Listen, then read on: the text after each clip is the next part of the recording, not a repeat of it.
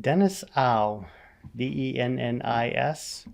And what is your official title? I'm the Historic Preservation Officer for the City of Evansville.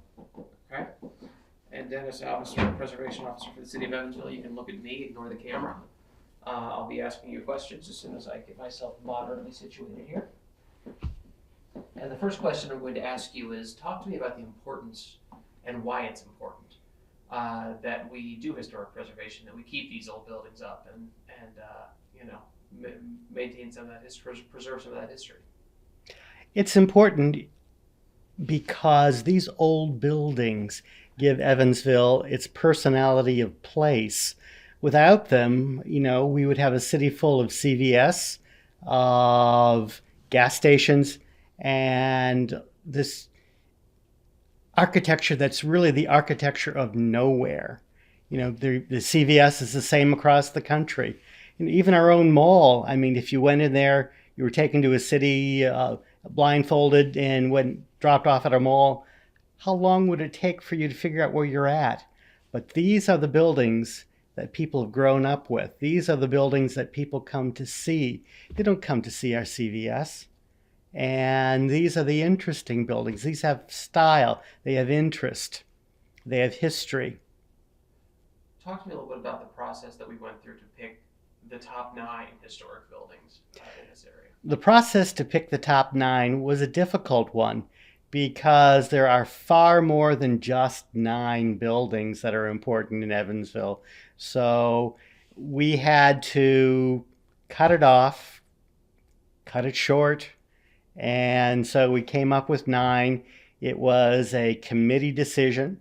So indeed, there were several that I really wanted in there. For example, the administration building at Oak Hill Cemetery, which is a wonderful building in a fabulous landscape. But, I was outvoted on that, and sure, fine. We'll live with it because there are other great choices that we kept. Talk about some of the buildings that you felt should have been there that weren't. You mentioned the administration building, but were there others?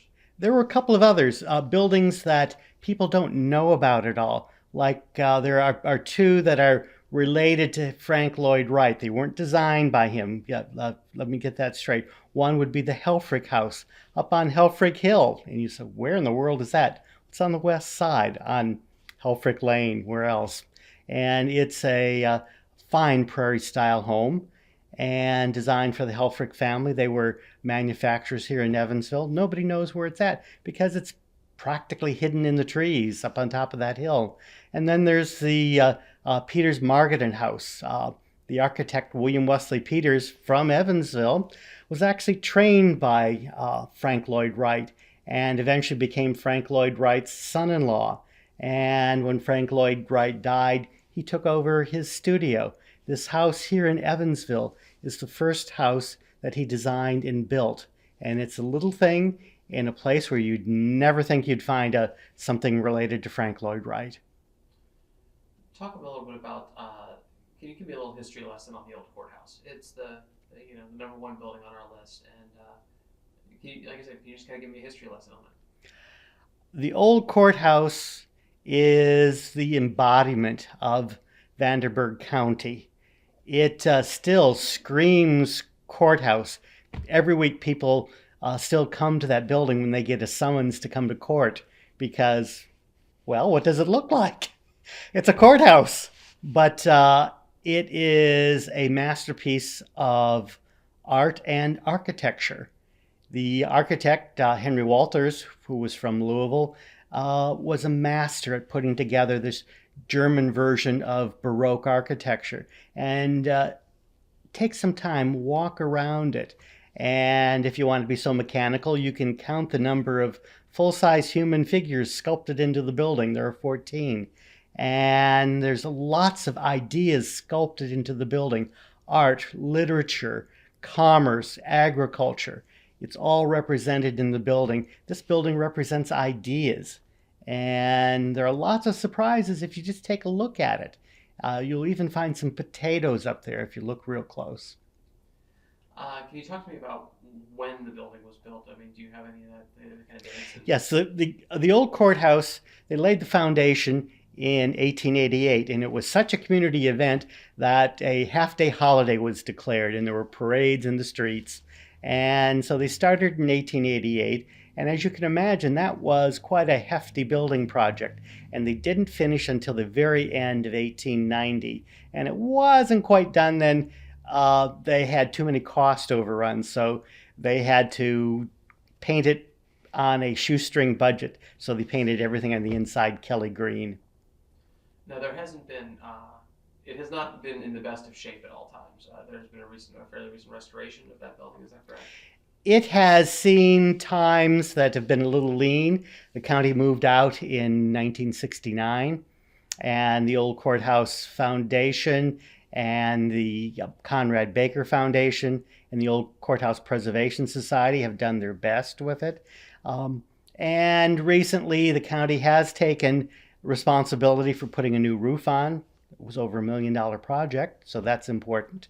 And one floor at a time, they've been restoring it. Plus, people like the Vanderburgh County Bar Association donated the money to restore the Superior Courtroom that's in there. So there's private money that's been spent there for restoration too. So it's a slow process, but it's a work of art. You just don't restore a painting in a day. You take time, you do it right. And we've taken time to find sources like for marble for the floor to make sure we match it, not to just grab whatever's on the shelf. And we have done that. So you'll notice the floor tiles, which are marble in there. We matched it. We found out what quarry they came from. And that makes it a better restoration. Talk to me about why that building is number one.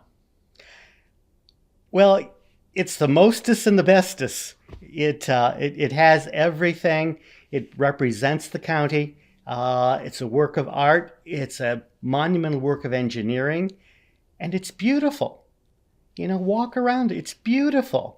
And that's an important attribute to architecture, too. There's beauty there. And there's ideas there, too. So it embodies, the best of our society. And if you go inside, the judge's bench actually says an important word, another idea. It says justice. Talk about the old post office. The old post office is another wonderful building, and I was torn between choosing either the old post office or the courthouse as the number one building. This is one of the few buildings that you can call a Ruskinian Gothic building.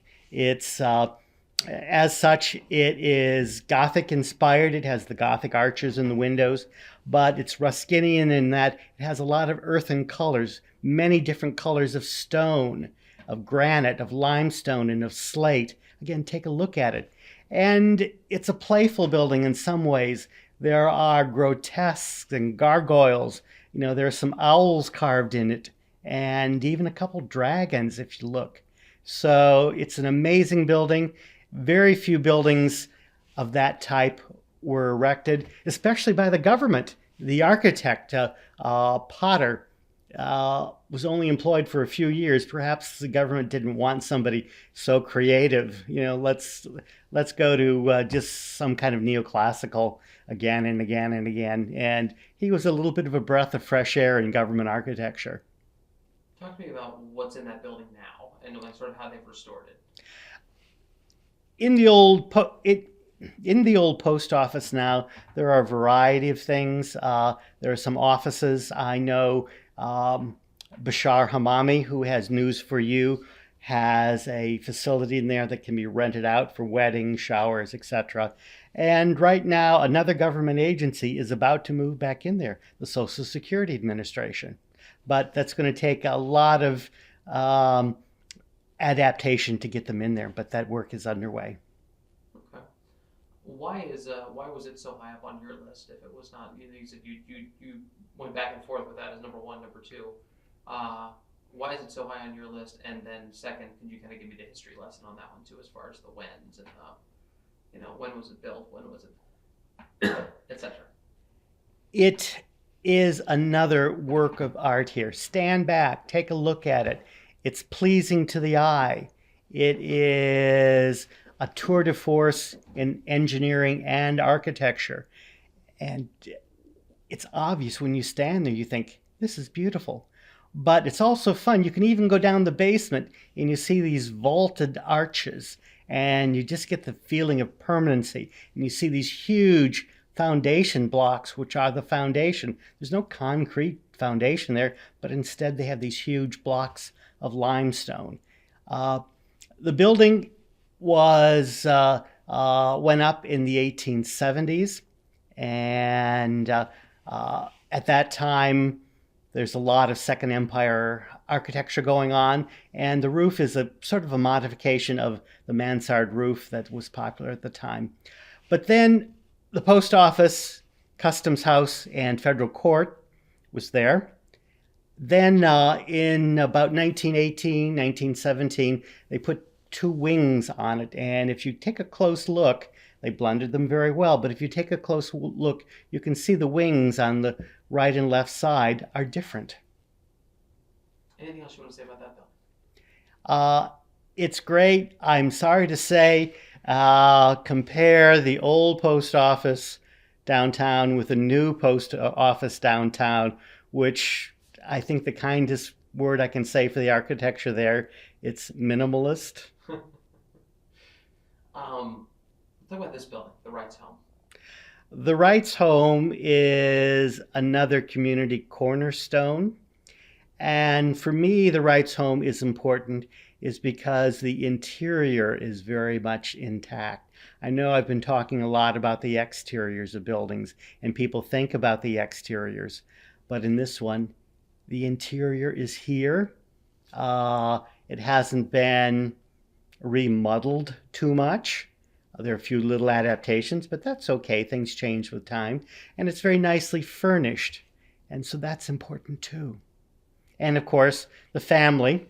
Johann Augustus Reitz, I prefer to use the German. He was a Dutchman.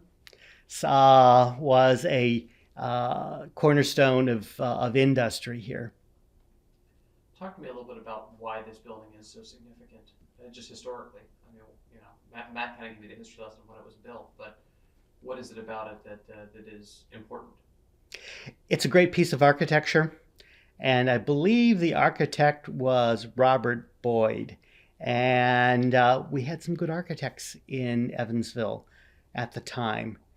And so it's a great example of his work. It's a great example of the Second Empire style. And you can tell something is Second Empire by the mansard roof that's up there.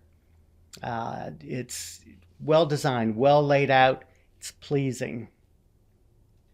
And you mentioned that it is one of the rare buildings where the interior is in shape. How rare is that to find? It is rather rare because many houses, particularly in this Riverside district, during World War II were broken up into multiple rooms, and the insides, almost gutted, but this one stayed intact. Anything else you want to say about this building? Again, it's beautiful. Architecture, good architecture should be pleasing to the eye also. Talk about the Greyhound Station. The Greyhound Station, that's a fun building. And it's close to people's hearts. And when you look at it, when the sign is on, how many people remember the Greyhound dog on the blade sign in front? Do you remember seeing it run? It does run when the neon's lit. It's almost entertaining to see that. And this was a community center. When you think of it, in World War II especially, a lot of our boys going off to service left from the Greyhound Station. Some came back in the Greyhound Station. So, it has that kind of sentimental tug at your heart. And it's a unique piece of modern architecture, quite different from, say, the Wrights House or the old courthouse. You have that sleek look. You have the rounded corners, very different from Victorian architecture. And that's another reason why we chose it for one of the top 10. We wanted some variety in this list.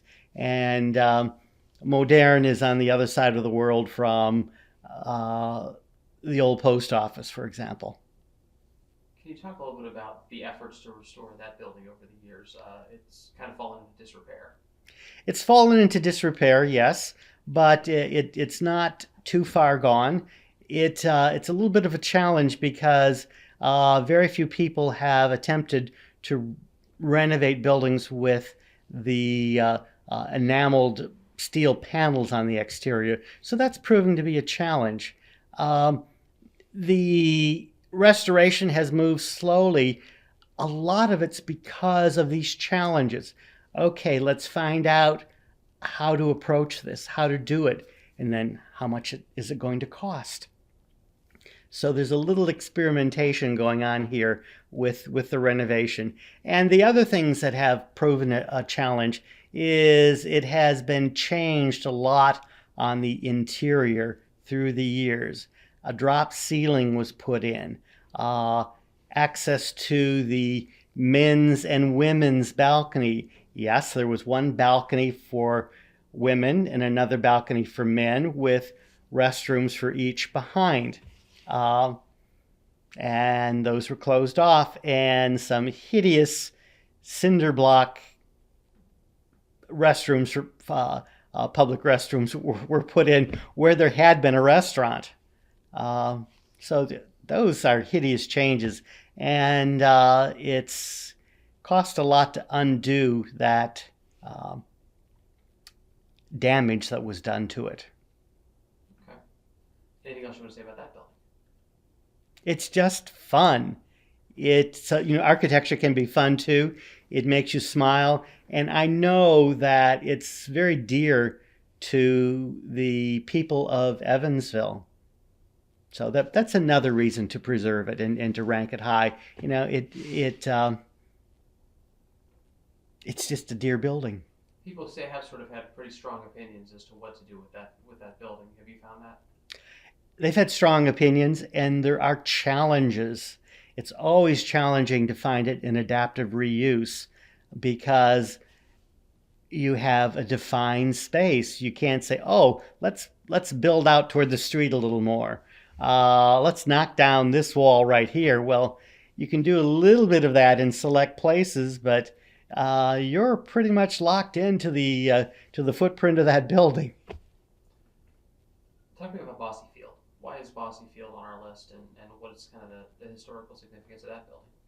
Bosse Field, again, is another community favorite. It's been front and center in Evansville for so many years. We had a minor league baseball team there too. It was the Detroit Tigers baseball team. Alan Trammell and Lou Whitaker, yay, were there. And that's where they played their minor league career.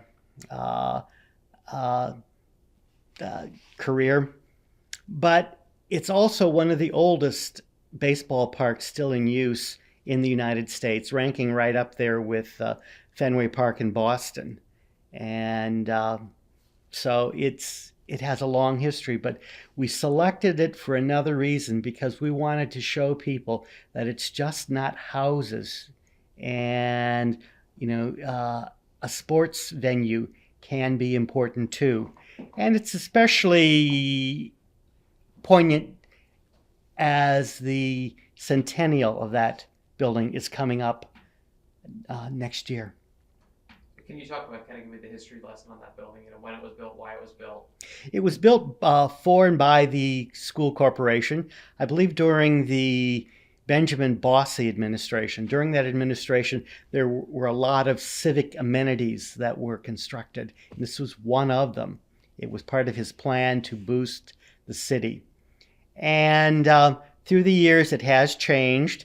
Originally, it had more of a stucco look to it. Later on in the 1930s, it almost a little bit of a modern / Art Deco look that it still has was put on in the facade. The school corporation still has it.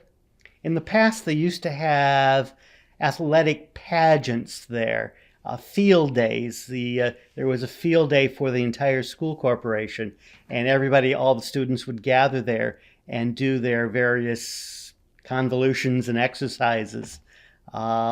And sometimes even the Germans would gather. The Germans had a strong tradition of physical exercise, and they would all gather there. And in fact, we at the Central Turners, the Turnverein, which was a exercise society, they would gather there too. So you see, it was used for many community uses. And of course, everybody knows about the League of Their Own. I'll just mention it, and we'll let your imagination go from there. Talk to me about Willard Library. Willard Library. I think it's personally important in that it was designed by the Reed brothers.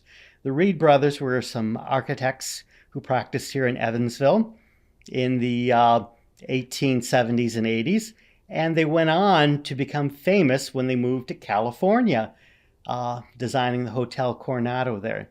But this is one of their best buildings, and it's a great example of high Victorian architecture in Evansville.